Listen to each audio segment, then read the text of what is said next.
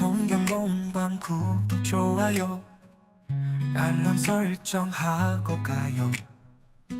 말씀만을 전해요. 우리는 성경 공방. 지난주 초에 모 일간지에 게재되었던 소설가 황석영 선생의 대답 내용 중에 일상의 삶은 가장 위대한 화면이라는 표현이 있었습니다. 90년대에 5년 동안 수감 생활을 했던 그는 교도소에서 엄청난 분량의 책을 읽었는데 일상의 삶에서 일탈한 책 읽기의 결과 그에게 남은 것은 무의미한 관념뿐이었다고 했습니다. 세상 속에서 사람들과 부딪히며 살아가는 가운데에 책을 읽는 것이 인생의 유익한 독서가 되는 것이지, 삶과 유리되어서 책 읽기 자체만을 즐기는 것은 공허한 관념의 유희에 지나지 않았던 것입니다. 관념만을 추구해서는 혹 어설픈 철학자가 될 수 있을는지는 몰라도 소설가가 될 수는 없습니다. 소설이란 인간의 삶을 다루는 장르이기에 삶을 떠나서는 소설 자체가 성립될 수 없습니다. 이런 의미에서 일상의 삶이 가장 위대한 화면이라는 황석영 씨의 화두는 소설가다운 깨달음이라 할 수 있습니다. 그러나 이것은 비단 소설가에게만 국한되는 이야기가 아니라 실은 이 세상에 있는 모든 사람들에게 공통적으로 적용되는 화두입니다. 한 인간이 어떤 인격과 소양의 소유자인지 이 세상에 밝혀주는 화면은 바로 그 당사자의 일상의 삶입니다. 일상의 삶보다 인간의 실상을 보여주는 더 좋은 화면은 없습니다. 크리스찬도 예외인 것은 아닙니다. 주님을 믿는 우리가 과연 참된 신앙의 소유자인지 밝혀주는 화면은 우리 일상의 삶인 것입니다. 우리의 신앙 상태를 보여주는 화면은 절대로 예배당 안에 있지 않습니다. 예배당 안에서는 누구나 거룩해질 수 있습니다. 우리의 신앙을 확인시켜주는 화면은 예배당 밖 일상의 삶입니다. 예배당 밖에서 매일 이루어지고 있는 우리의 삶이란 화면을 통해서 예수 그리스도가 세상에 투영된다면 우리는 참된 크리스찬인 것입니다. 안타깝게도 많은 크리스찬들이 이 사실을 간과한 채 신앙과 삶이 서로 괴리 상태를 이루고 있습니다. 마태, 마가, 누가, 요한의 복음서가 쓰여지기 전에 로마서, 고린도 전후서, 갈라디아서와 같은 교리서가 이 땅에 나타나기 전에 예수 그리스도의 삶이 이 세상에 먼저 있었다는 사실을 잊어서는 안 됩니다. 복음서가 무엇입니까? 이 땅에 오셨던 예수님께서 우리에게 보여주신 주님의 삶에 대한 기록입니다. 이 땅에 오셨던 예수님께서는 당신의 삶이란 화면을 통해서 당신께서 삼위일체 하나님이심을, 인간을 구원하실 구원자이심을 친히 보여주셨고 바로 그 삶에 대한 구체적인 기록이 바로 복음서인 것입니다. 그렇다면 교리서는 또 무엇이겠습니까? 로마서와 같은 교리서는 이 땅에서 주님께서 보여주셨던 주님의 삶에 대한 해석입니다. 만약에 주님의 삶이 없었더라면 복음서와 교리서는 아예 존재할 수조차 없습니다. 성경 속에서 복음서와 교리서가 절대적인 의미를 지닌다면 그것은 전적으로 그보다 선행되었던 주님의 삶으로 인함입니다. 여기에서 우리가 특기해야 될 사실은 바로 주님의 삶을 보여주는 복음서와 주님의 삶에 대한 해석서 그 한가운데에 사도행전이 자리 잡고 있다는 사실입니다. 복음서, 사도행전, 교리서, 이 순서가 우리에게 주는 메시지를 이해하는 것이 중요합니다. 사도행전은 주님을 쫓는 사도들의 행전으로, 행전이란 말은 행실 행자의 전기 전자, 즉 행함의 기록입니다. 바로 이 행함의 기록이 복음서와 교리서 사이에 위치하고 있는 것입니다. 주님의 복음을 정말 믿는 자라면 주님을 쫓아 행하여야 하고, 그때의 삶의 토대는 성경적 교리, 다시 말해서 성경 말씀임을 일깨워 주시기 위함이었습니다. 이런 관점에서 주님을 믿는 우리의 삶은 복음과 교리가 한데 어우러지는 화면이어야 합니다. 바로 우리 일상의 삶이라는 화면을 통해서 세상 사람들은 구원자이신 하나님을 보고 만나게 되고, 또 주님께서 보여주셨던 삶의 의미를 해석하고 이해할 수 있게 되는 것입니다. 따라서 우리 일상의 삶이 복음과 교리를 연결하는 사도행전이 될 때에만 우리의 신앙은 공허한 관념의 유희가 아니라 새로운 삶의 모판이 될 수 있습니다. 복음서와 교리서 사이에 유다서나 요한계시록이 아닌 인간 행함의 기록인 사도행전이 자리 잡고 있는 이유가 바로 여기에 있습니다. 물론 그와 같은 삶의 동력이 예수 그리스도심은 두말할 나위가 없습니다. 사도행전의 첫머리인 오늘의 본문은 이렇게 시작되고 있습니다. 데오빌로여, 내가 먼저 쓴 글에는 무릇 예수의 행하시며 가르치시기를 시작하심부터 그의 택하신 사도들에게 성령으로 명하시고 승천하신 날까지의 일을 기록하였노라. 사도행전은 의사인 동시에 누가복음의 기록자였던 누가가 데오빌로라는 사람을 위해서 그에게 써보낸 편지의 내용입니다. 본문에서 내가 먼저 쓴 글이란 누가가 데오빌로를 위해서 사도행전을 써보내기 이전에 먼저 보내었던 자신의 편지 누가복음을 의미합니다. 누가는 데오빌로에게 자신이 먼저 보내었던 첫 번째 편지 누가복음을 상기시켜주는 것으로 사도행전을 시작하면서 자신이 썼던 누가복음의 핵심을 예수의 행하시며 가르치시기를 시작하심부터 그의 택하신 사도들에게 성령으로 명하시고 승천하신 날까지의 기록이라고 규정했습니다.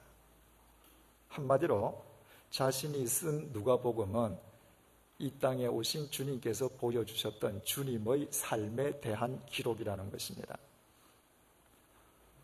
오늘 이 시간 우리가 본문을 통해서 유의하고자 하는 것은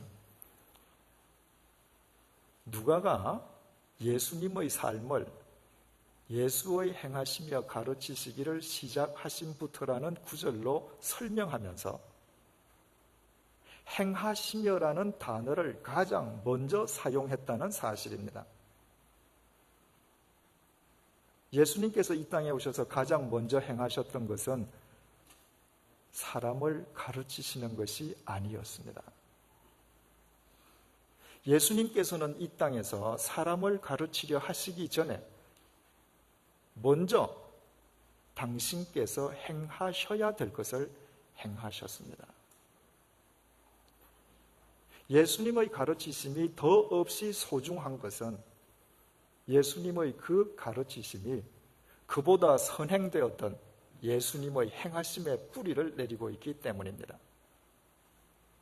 만약에 예수님의 가르치심이 선행된 행하심에 근거를 두지 않았더라면 그분의 가르치심은 2000년의 시간과 공간을 뛰어넘기는커녕 이미 2000년 전에 이스라엘의 허공 속으로 흔적도 없이 사라져버리고 말았을 것입니다. 행함이 결여된 가르침은 공허한 관념의 유희에 지나지 않기 때문입니다.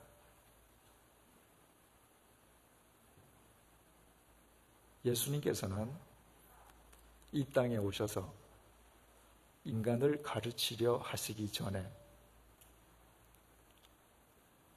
성자 하나님이시면서도 비천한 인간의 육신을 입고 성 육신을 먼저 하셨습니다. 인간 세상에서 죄로 더럽혀진 인간들과 부딪히며 그 죄인된 인간의 친구로 살아가는 삶을 먼저 사셨습니다. 그리스도이신 예수님께서는 죄인이 받아야 할 세례를 받으실 필요가 전혀 없으셨습니다. 그럼에도 예수님께서는 죄인인 세례자 요한 앞에 친히 무릎을 꿇으시고 세례를 먼저 받으셨습니다. 이렇듯 예수님께서는 가르치시기 전에 당신께서 행하셔야 할 것을 먼저 철저하게 행하셨습니다. 예수님의 그와 같은 삶은 인간을 사랑하시고 인간을 섬기시는 하나님을 이 세상에 투사하는 화면이었기에 그 뒤에 수반된 그분의 가르침은 공허한 관념의 유희로 끝나지 않고 사람과 세상을 살리시는 하나님의 말씀 그 자체가 되셨습니다. 그렇다면 예수님의 그 행하심의 궁극적 목적이 대체 어디에 있었겠습니까? 1998년 6월 21일 주님의 교회에서 10년에 걸친 임기를 끝낸 저는 그해 9월 22일 당시 미자립 교회였던 제네바 한인교회를 섬기기 위해서 한국을 떠났습니다.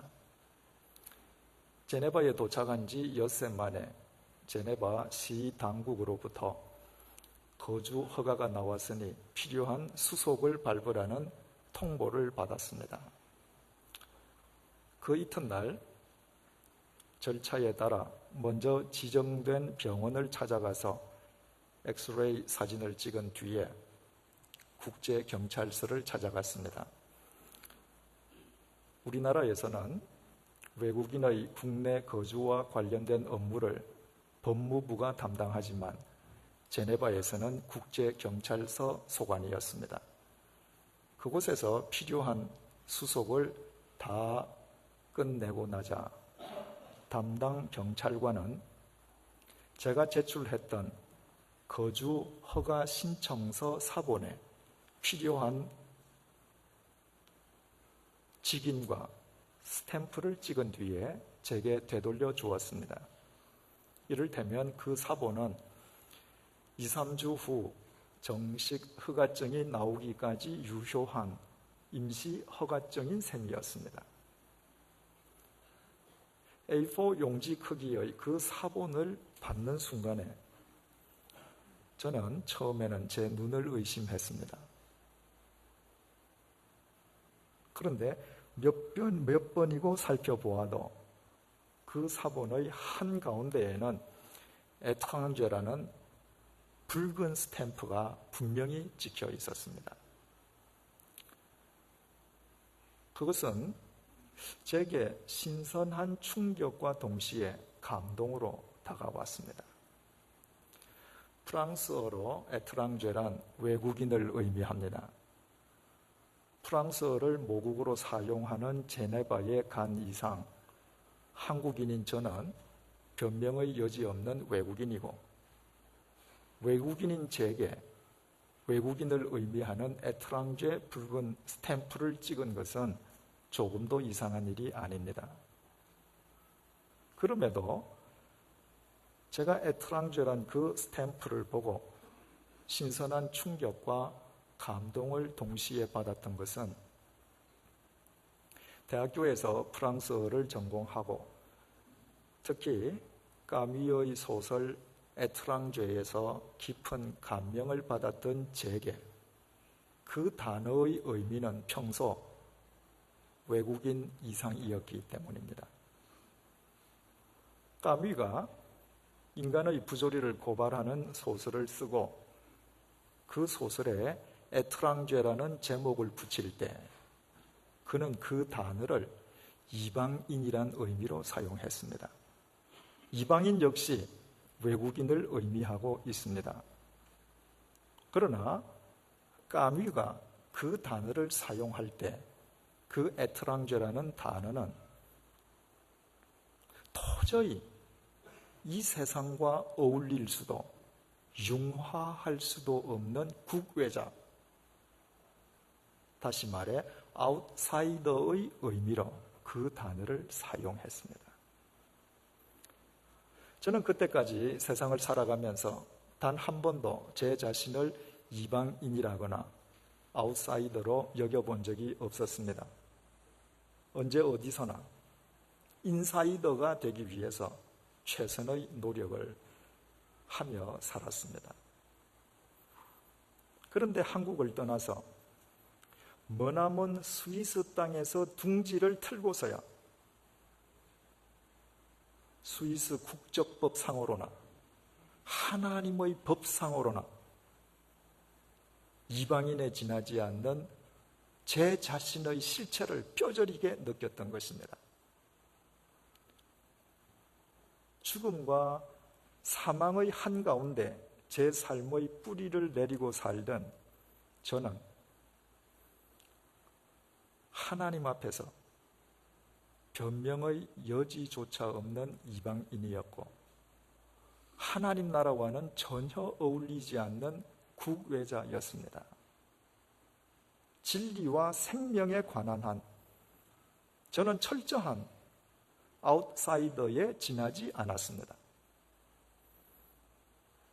세상의 아웃사이더로 살다가 죽어간 소설 이방인의 주인공 메르소나, 하나님 나라의 이방인으로 날이면 날마다 사망의 골짜기로 추락해가는 저 사이에는 아무런 차이가 있을 수 없었습니다. 그런데 주님께서 저를 하나님 나라의 인사이더로 건져 올려주신 것입니다. 당신의 생명을 십자가의 제물 삼아 저의 죄값을 대신 치러주심으로 주님 안에서 하나님의 자녀가 되게 해주신 것입니다. 제게 그런 가치나 자격이 있었어가 결코 아니었습니다. 오직 주님의 은총과 사랑으로 인함이었습니다. 바로 이것이 제가 제네바 국제경찰서에서 제게 쭉 찍어준 이방인이란 붉은 낙인을 보면서 충격과 감동을 동시에 느낀 이유였습니다. 제네바 국제경찰서가 제게 이방인이란 낙인을 찍음으로 본래 하나님 앞에서 이방인에 지나지 않았던 제 실체. 그럼에도 불구하고 주님께서 제게서 그 이방인의 낙인을 제거해 주시고 하나님 나라의 인사이더로 건져 올려주신 주님의 은총을 다시 한번 생생하게 확인했기 때문입니다. 예수님께서 이 땅에서 행하시고 이루시고자 했던 궁극적인 목적이 바로 여기에 있었습니다. 당신의 생명을 던져 하나님 나라의 아웃사이더에 불과한 우리를 하나님 나라의 인사이더로 건져 올리시는 것이었습니다. 주님께서는 이 일을 위해 이 땅에 오셨고 주님의 전 생애는 이 일에 집중되었습니다.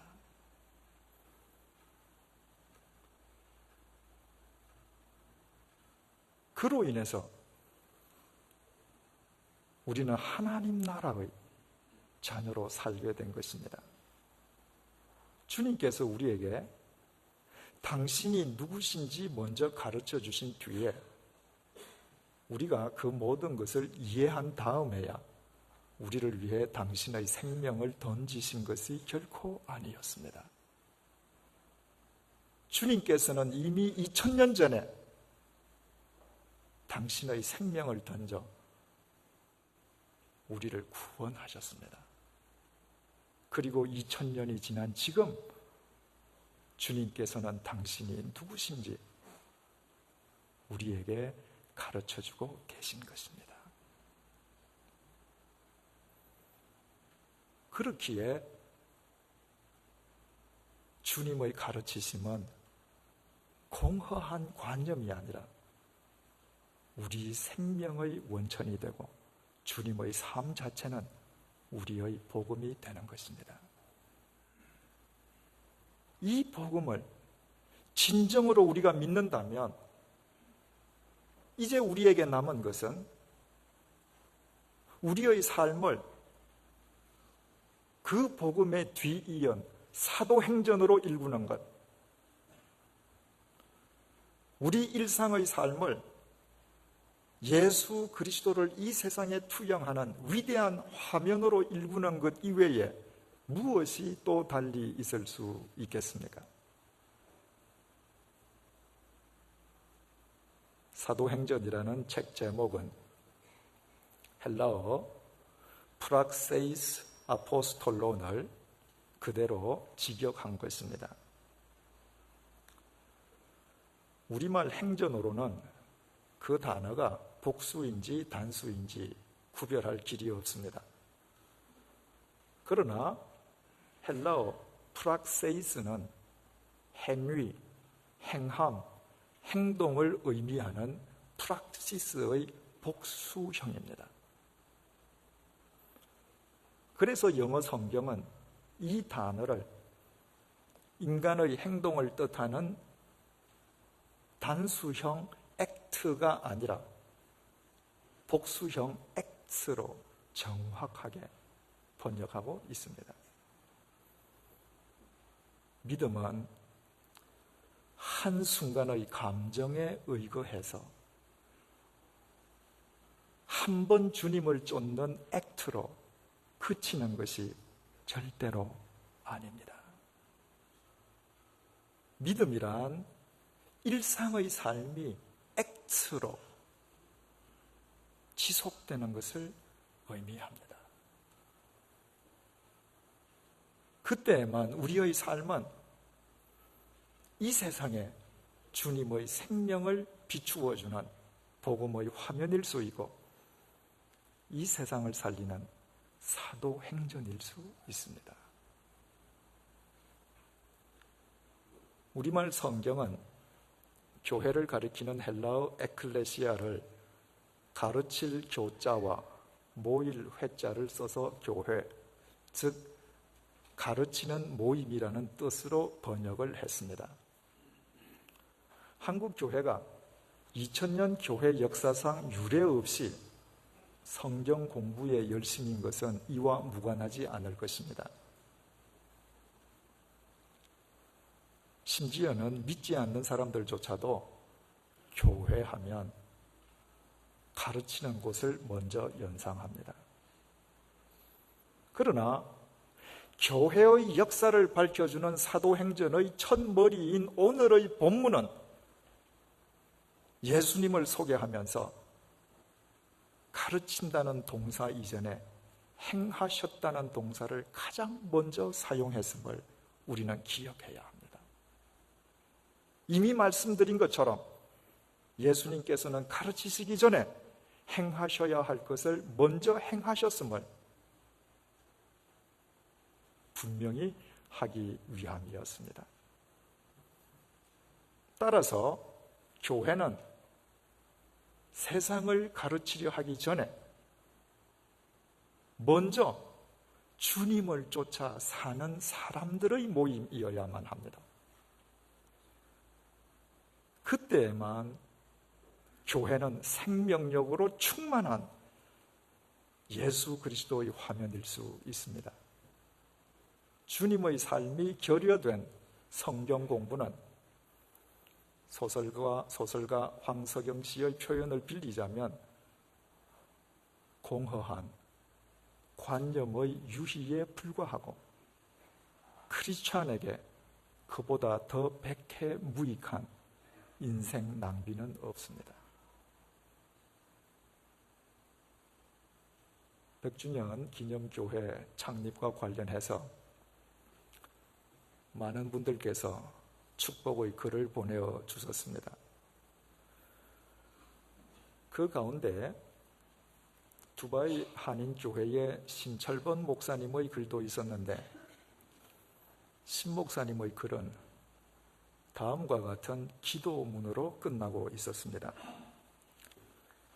100주년 기념교회가 주님께서 주어 되시고 사람은 동사가 되는 교회이게 하소서.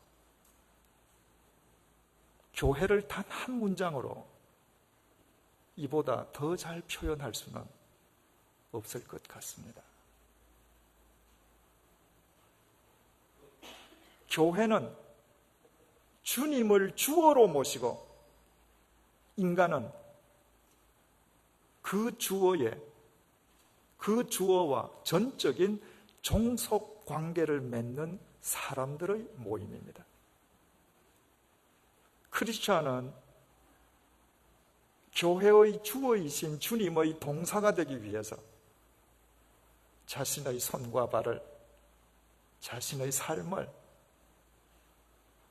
온전히 주님께 내어드리는 자들입니다. 교회는 오직 주님께서 주어가 되실 때에만 진정한 교회일 수 있습니다. 오늘날 크고 작은 교회를 막론하고 내홍을 겪지 않는 교회가 드문 것은 바로 이 주어와 동사의 위치가 바뀌었기 때문입니다. 동사는 주어에 종속된 동사의 역할에 충실할 때에만 그 의미와 가치가 부여되고 또 극대화됩니다.